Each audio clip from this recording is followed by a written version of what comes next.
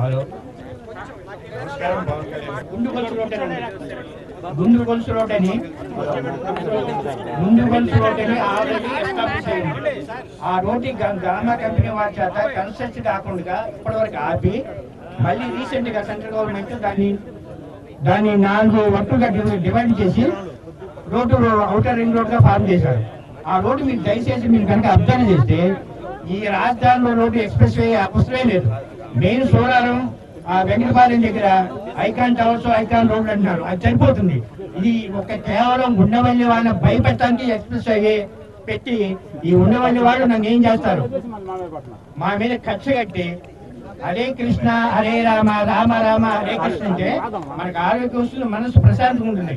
మేము లెగిస్తే Singapore Singapore Singapore రేట్లు పొడగానే మా సింగపూరే మాటలు ఈ మనసు వీక్నెస్ వస్తుంది. ఉండవల్లిలో ఆడవాళ్ళు మగవాళ్ళు న్యూరాలజికల్ ప్రాబ్లమ్స్ సతమతమైపోతున్నారు. మీరు వచ్చిన ఫస్ట్ లో జనరేషన్ మారుతున్నారు.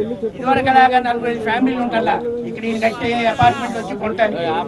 గుంటూరు జిల్లాలో జనాభా అభివృద్ధి తగ్గిపోయింది. రిపోర్టు మీరు అబ్జర్వ్ చేయండి. జనాభా అభివృద్ధి రిపోర్టు తగ్గినప్పుడు ఎవరి కోసం ఎంత కట్టినావు?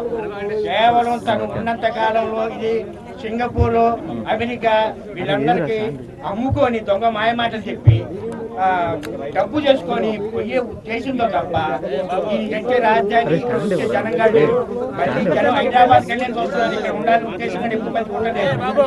ఇలాంటి స్థితిలో ఇండియాలో అత్యంత సారం ఓ కామెంట్ చేయండి.